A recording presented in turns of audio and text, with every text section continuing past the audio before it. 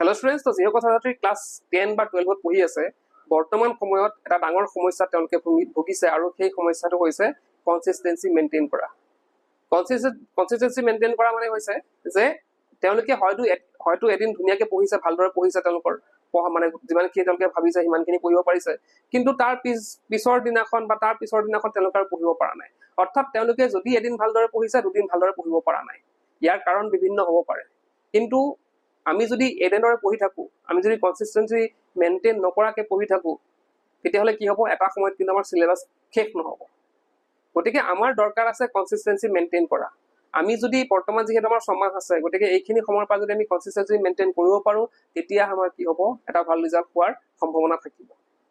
আজিৰ ভিডিঅ'ত আমি সেইখিনি কথা ডিছকাছ কৰিম যে আমি কিদৰে এটা কনচিষ্টেঞ্চি মেইনটেইন কৰি আমি পঢ়ি যাব পাৰিম। আৰু তোমালোকে নিজে ভাবা যে যদি তোমালোকে যেতিয়া তোমালোকৰ পঢ়িবলৈ মন যায়, সেইদিনাখন তোমালোকে ধুনীয়াকৈ পঢ়া, তোমালোকৰ ভবা মতে গোটেইখিনি পঢ়ি হয়, ঠিক সেই দিনটো যদি সদায় তোমালোকৰ জীৱনত চলি থাকে, পৰীক্ষালৈকে তোমালোকৰ কিমান এটা ভাল ৰিজাল্ট হ'ব তোমালোকে নিজে অনুভৱ কৰিব পাৰা। গতিকে সেইখিনি কথা যে ডিছকাছ কৰিম যে কনচিষ্টেঞ্চি পঢ়াত কিদৰে আমি মেইনটেইন কৰিব পাৰোঁ। আমি আজি পাঁচটা ষ্টেপ বা পাঁচটা বিষয়বস্তুৰ কথা পাতিম। তো সেইখিনি যদি তোমালোকে মেইনটেইন কৰিব পাৰা, মই ভাবোঁ যে তোমালোকে কনচিষ্টেঞ্চি মেইনটেইন কৰিব পাৰিবা।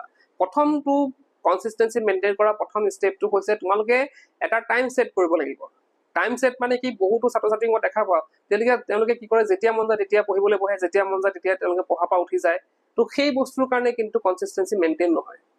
আমাৰ পঢ়াৰ কাৰণে যিকোনো বস্তু এটা আমাৰ হেবিটলৈ আমি পৰিৱৰ্তন কৰিব লাগিব। আমাৰ যেতিয়া বস্তু এটা হেবিটলৈ আমি পৰিৱৰ্তন হ'ব, তেতিয়া আমাৰ কি হ'ব, সেই বস্তুটো পঢ়িবলৈ মন যাব বা বস্তুটো নিজে হ'ব। তোমালোকে যদি আজি 6টা বজাত মানে সন্ধিয়া 6টা বজাত পঢ়িব বহিছা, তো সদায় সেই 6টা বজাতে পঢ়িবলৈ বহিব লাগিব। বহুতো ছাত্ৰ ছাত্ৰী আছে, তেওঁলোকে হয়তো কেতিয়াবা 4টাত পঢ়িব, কেতিয়াবা 5টা, কেতিয়াবা 6টা, কেতিয়াবা 8টা, তেনেকুৱা হৈ যায়। তো সেই কামটো নকৰিবা। কনচিষ্টেঞ্চি মেইনটেইন কৰিবলৈ আমাৰ এটা হেবিট তৈয়াৰ কৰিব লাগিব, আৰু হেবিটটো মানে বিল্ড হ'ব যেতিয়া আমি এটা ৰেগুলাৰ টাইম টেবুল আমি ছেট কৰিম। তোমালোকে কিমান ঘণ্টা পঢ়িবা মই সেইটো নকওঁ, কিমান ঘণ্টা মানে 6টা পৰা 10টালৈকে পঢ়া, 10টা পৰা 12টালৈকে পঢ়া, মই সেইবিলাক নকওঁ। তোমালোকে নিজৰ টাইমটো নিজে বাছনি কৰি লোৱা। তোমালোকে নিজৰ টাইমটো বাছা যে মই আজি 6টাৰ পৰা বোলে 10টালৈকে পঢ়িম, মাজতো গেপ ৰাখিবই লাগিব। আৰু পঢ়াটো বৰিং কৰি নেপেলাবা। এতিয়া ধৰা তোমালোকে 6টা পৰা পঢ়িবলৈ বহিছা সন্ধিয়া, এতিয়া ধৰা মাজে মাজে অলপ ব্ৰেক ৰাখিব লাগিব। ব্ৰেক ৰাখি তোমালোকে 10টালৈকে পঢ়িলা, তো অলপ মাজত সৰু সৰু গেপ ৰাখিবা, নহ'লে কি হ'ব, তোমালোকৰ পঢ়াটো যেতিয়া বৰিং হৈ যাব, তেতিয়া তোমালোকৰ কনচিষ্টেঞ্চি মেইনটেইন নহয়। এতিয়া 6টা পৰা যদি ডাইৰেক্ট লাগাতাৰ যদি 10টালৈকে পঢ়ি থাকা, তোমালোকৰ মাজে মাজে কি হ'ব, তোমালোকৰ মাইণ্ডটো বেলেগলৈ গুচি যাব। গতিকে অলপ 5 মিনিটৰ 10 মিনিটৰ ব্ৰেক লৈ পেলাই পঢ়িবা, আৰু কিন্তু ফিক্স টাইম পঢ়িবা। ফিক্স টাইম পঢ়িলে তেতিয়াহ'লে তোমালোকৰ কিন্তু কনচিষ্টেঞ্চি মেইনটেইন থাকিব। নেক্সট আমাৰ প্লেন বনাব লাগিব। আমি ডেইলি টাৰ্গেট ৰাখিব লাগিব। আমি যদি ডেইলি টাৰ্গেট ৰাখো যে মই আজি দিনটোৰ টাৰ্গেট মোৰ এইখিনি, আজি মোৰ দিনটোৰ টাৰ্গেট যে মই আজি 2টা চেপ্টাৰ পঢ়িম, 2টা চেপ্টাৰ কমপ্লিট কৰিম, সেই টাৰ্গেট মতে যদি তোমালোকে পঢ়া, তেতিয়াহ'লে কি হ'ব, তোমালোকৰ কনচিষ্টেঞ্চি মেইনটেইন হ'ব।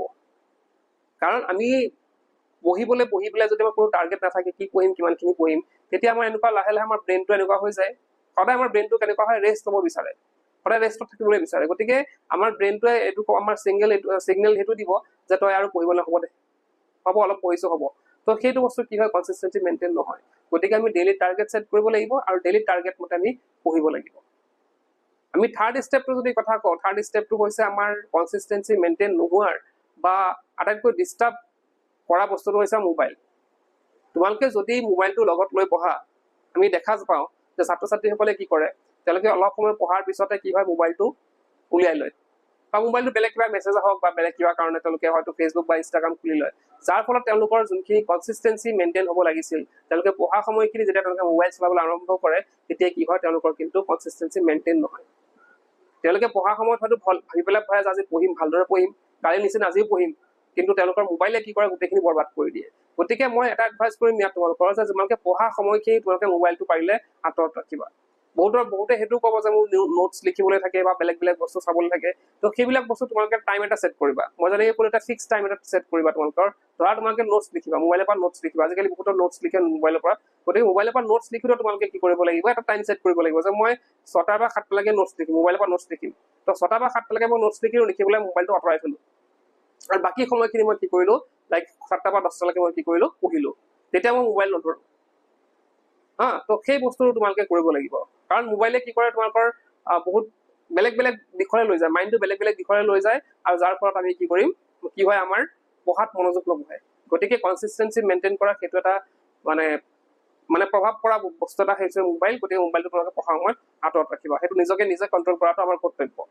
নেক্সট আমি যদি চাওঁ তোমালোকৰ প্ৰগ্ৰেছটো তোমালোকে চাবা। নেক্সট ষ্টেপটো হৈছে তোমালোকে নিজৰ প্ৰগ্ৰেছটো চাব লাগিব যে মই আজি পঢ়িছো হয়, আজি মই পঢ়িছো, আজি মোৰ টাৰ্গেট লৈছিলো ইমান এটা চেপ্টাৰ কমপ্লিট কৰিম, কিন্তু আমি শেষত ধৰা তোমালোকে 6টা বা 10টালৈকে পঢ়িলা, 10টা বজাত তোমালোকে নিজকে নিজে প্ৰশ্ন কৰিব লাগিব যে আজি মই এটা চেপ্টাৰ যে পঢ়িলো কমপ্লিট হ'ল নে নাই। কাৰণ মই এনেই পঢ়ি গৈ আছো, টাৰ্গেট মই ৰাখিছো এটা চেপ্টাৰ, কিন্তু মই পঢ়িছো এনেই পঢ়ি গৈছো আৰু এটা চেপ্টাৰ পঢ়িম বুলি ভাবিছো এনেই পঢ়ি গৈ আছো, সেইটো নহ'ব। তোমালোকে সেইটো 10টা বজাত ভাবিব লাগিব যে মোৰ এইটো চেপ্টাৰ সঁচাকৈ কমপ্লিট হৈছে নে, মোৰ আজি পঢ়াখিনি ঠিকে আছিল নে, নিজকে নিজে প্ৰশ্ন কৰিবা আজি মোৰ কনচিষ্টেঞ্চিটো মেইনটেইন হৈছে নে। সেই কথাখিনি যেতিয়া তোমালোকে নিজে উপলব্ধি কৰিব পাৰিবা তেতিয়া নেক্সট ডেৰ কাৰণে তোমালোকৰ সেইটো ইনস্পায়াৰ কৰিব বা মটিভেট কৰিব তোমালোকক যে নেক্সট ডে তোমালোকে কি কৰা আকৌ পঢ়া। তো সেই বস্তুটো চাবা যে আৰু সেইখিনি প্ৰগ্ৰেছটো কি হয়, প্ৰগ্ৰেছটো ট্ৰেক কৰাৰ লগে লগে তোমালোকে নিজেও গম পাবা যে মই কোনখিনিত মানে ভুল কৰিলো, বা আজি কিয় মোৰ পঢ়াখিনি নহ'ল, বা আজি কিয় মই ভালদৰে পঢ়িব নোৱাৰিলো। সেই বস্তুখিনি তোমালোকে যদি নিজে নিজে উপলব্ধি কৰিব পাৰা তেতিয়াহ'লে নেক্সট ডে তোমালোকৰ কি হ'ব, সেই বস্তুখিনি তোমালোকে আকৌ নকৰা। গতিকে সেই প্ৰগ্ৰেছটো ট্ৰেক কৰিব লাগিব। নেক্সটটো হৈছে আমি নিজকে ৰিৱাৰ্ড দিব লাগিব। আমি যিমান কষ্ট কৰি আজিৰ দিনটো পঢ়িলো, 6টা বা 10টা বা যিমানেই হওক, আজিৰ দিনটো যে মই ইমানখিনি পঢ়িলো, সেই পঢ়াৰ কাৰণে মই যদি মই ভালদৰে পঢ়িছো মই নিজকে নিজে এটা ৰিৱাৰ্ড দিম, এটা নিজকে নিজকে পুৰস্কৃত কৰিম, মই নিজকে নিজে প্ৰশংসা কৰিম বা আজি তই ভালকে পঢ়িছ, আজি তই ভালকে পঢ়িছ বা আজি মই ভালকে পঢ়িছো, এনেকে যাতে মই সদায় পঢ়িব পাৰো। মই ভালকে পঢ়িছো গতিকে মই কি কৰিম, অলপ সময় মোবাইলে চালো, মই আজি মই ভালকে পঢ়িছো কাৰণে এটা গানে শুনিলো, বা মই কিবা এটা চকলেটে খালো, বা কিবা এটা কাম কৰিলো, ভাল লগা কাম এটা কৰিলো। তো সেই ৰিৱাৰ্ডটো নিজকে যেতিয়া দিবলৈ ষ্টাৰ্ট কৰিবা তোমালোকৰ কি কৰিব, সেই ৰিৱাৰ্ডখিনিয়ে নেক্সট ডে কাৰণে তোমালোকক মটিভেট কৰিব যে মই আজি পঢ়িব লাগিব যাতে মই নিজকে নিজে ৰিৱাৰ্ড কৰিব পাৰো, ৰিৱাৰ্ড এটা দিব পাৰো, পুৰস্কৃত কৰিব পাৰো, বা নিজকে নিজে মই নিজৰ প্ৰশংসা কৰিব পাৰো। সেইটো কাৰণে মই কি কৰিম, নেক্সট ডে ভালকে পঢ়িম। সেইখিনি কাম কৰিলে তোমালোকৰ যোনটো কনচিষ্টেঞ্চি আছে পঢ়াত সেইখিনি তোমালোকৰ মেইনটেইন থাকিব। আৰু চাবা তেতিয়া কেতিয়াবা মাজত গেপ কৰিব পাৰে, কিবা এটা অসুবিধাৰ কাৰণে তোমালোকৰ এদিন হয়তো গেপ কৰিব পাৰে, কিন্তু ট্ৰাই কৰিবা সেই বস্তুটো যাতে তোমালোকৰ পঢ়াৰ মাজত নহওক, তোমালোকে নেক্সট ডে যাতে আকৌ সেইটো ষ্টাৰ্ট কৰিব পাৰা। নেক্সট ডে যাতে এদিন গেপ পৰিলেও নেক্সট ডে যাতে আকৌ তোমালোকৰ আগৰ নিচিনা পঢ়িব পাৰা বা আগৰ নিচিনাকে পঢ়িব পাৰা, সেইটো তোমালোকে চাবা, সেইটো মেইনটেইন কৰিব লাগিব নিজে।